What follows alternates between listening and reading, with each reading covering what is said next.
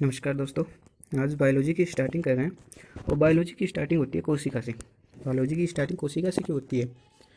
क्योंकि कहा जाता है कि कोशिका जो होती है वो शरीर की संरचनात्मक एवं क्रियात्मक इकाई होती है, सबसे छोटी इकाई होती है।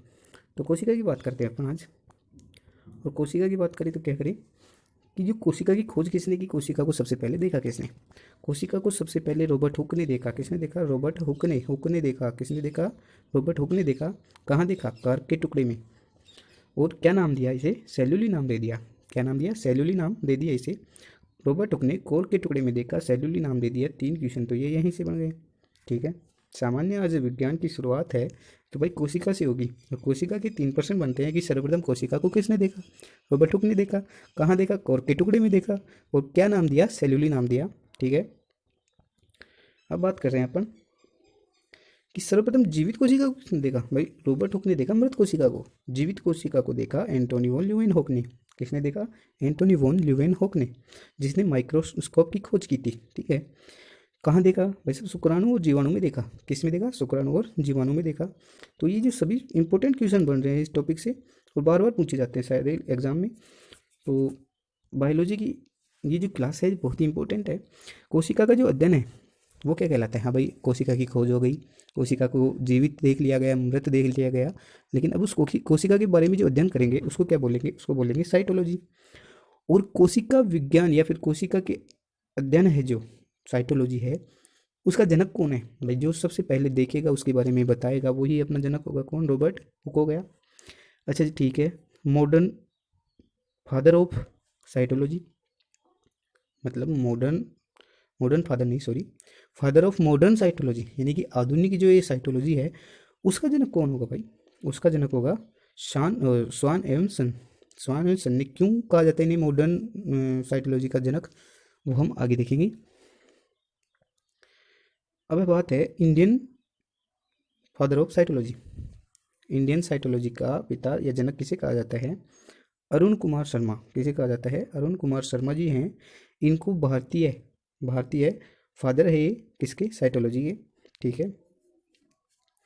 अब बात करें कि सबसे छोटी जो कोशिका है, कोशिका ही तो पढ़ रहे हैं अपन, तो सबसे जो छोटी कोशिका है वो कौन सी है? वह सबसे छोटी कोशिका है माइकोप्लाज्मा। कौन सी है? माइकोप्लाज्मा।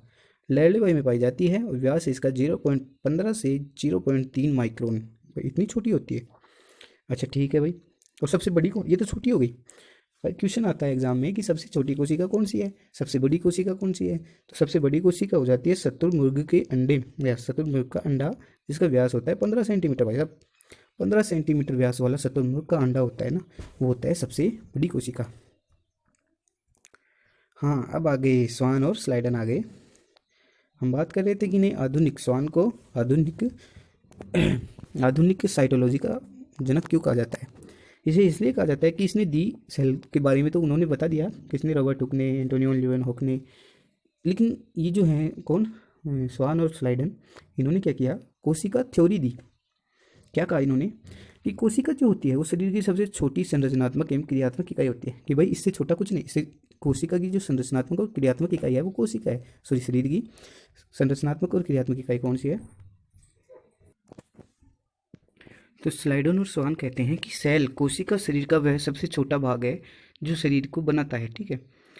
दूसरी इन्होंने थ्योरी दी कि जीव का शरीर जो होता है जो कोशिका और उसके अवयव से बना होता है, यानी कि कोशिका उसके संगठन और उसके अवयव मिलके क्या बनाते हैं? जीव का शरीर बनाते हैं या बॉडी बनाते हैं पूरी। ठीक है। इन्होंने ये क्या दी? थ्योरी दे दी। ठीक है। अब इनकी थ्योरी में एक कमी लगी, वो बताया नहीं गया इनके द्वारा कि भाई कोशिका जो बनती है वो कैसे बनती है? कैसे बनती है कोशिका?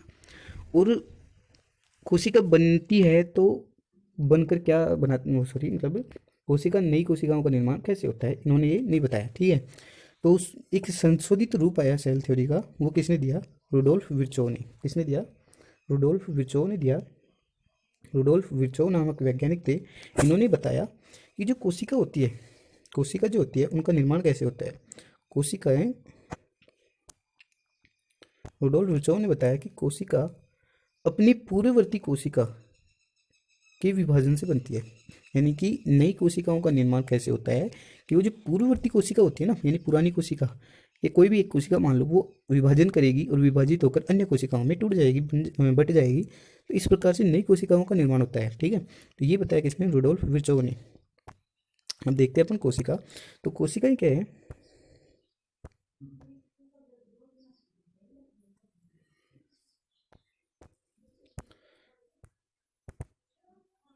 कोशिका की बात करें अपन तो पादप कोशिका होती है एक जंतु कोशिका। इन दोनों में अंतर देख रहे हैं अपन, अंतर भी मान लो, ये कोशिका कैसी होती है एक बार डायग्राम देख लेते हैं। कोशिका की बात करें तो इसमें पादप कोशिका में पाई जाती है कोशिका भित्ति, क्या पाई जाती है, कोशिका भित्ति। लेकिन जंतु कोशिका में कोशिका भित्ति नहीं पाई जाती है, जंतु कोशिका में पाई जाती है कोशिका झिल्ली। जंतु कोशिका में कोशिका झिल्ली पाई जाती है। एक हरित लवक की बात करें तो कोशिका, पादप कोशिका जो है उसमें हरित लवक होगा, भाई प्रकाश संश्लेषण के लिए हरित लवक क्लोरोप्लास्ट होता है, लेकिन जंतु कोशिका में नहीं होगा, जंतु कोशिका में प्रकाश संश्लेषण नहीं होता है, इसमें कोशिका द्रव्य भरा रहता है, साइटोप्लाज्म जिसको बोलते हैं। ठीक है, अब बात करें अंतःपदवी जालिका। कुछ अंग ऐसे हैं, कोशिका अंग ऐसे हैं जो पादप कोशिका में भी होते हैं और जंतु कोशिका में भी होते हैं, जैसे अंतःपदवी जालिका है और माइटोकॉन्ड्रिया है, माइटोकॉन्ड्रिया भी दोनों में पाया जाएगा। साइटोप्लाज्म है, कोशिका द्रव्य है, ये दोनों में पाया जाएगा। राइबोसोम दोनों में पाया जाएगा।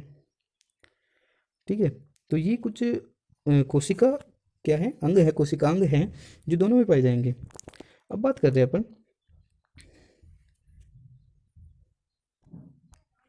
दो शब्द होते हैं, एक तो होता है साइटोप्लाज्म और एक होता है प्रोटोप्लाज्म, यानी कि कोशिका द्रव्य और जीव द्रव्य। क्या होते हैं ये कोशिका द्रव्य और जीव द्रव्य, क्या होते हैं? बात यह है कि ये जो न्यूक्लियस है, केंद्रक है, इसको छोड़कर जो पूरी कोशिका में जो द्रव्य पाया जाएगा ना, उसको तो बोलेंगे अपन साइटोप्लाज्म, कोशिका द्रव्य। ये जो इस जंतु कोशिका में भी ये न्यूक्लियस है और इसको छोड़कर ये साइड में जो द्रव्य पाया जा रहा है ना, ये तो हो गया साइटोप्लाज्म, कोशिका द्रव्य।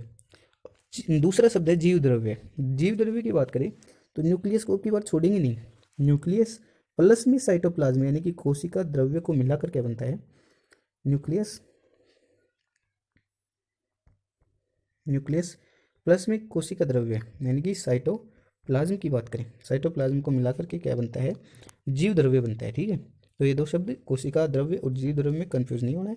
न्यूक्लियस को मिलाकर साइटोप्लाज्म में तो बनता है जीव द्रव्य, और साइटोप्लाज्म बोलते हैं न्यूक्लियस को छोड़ के कोशिका में बचा हुआ जीव द्रव्य।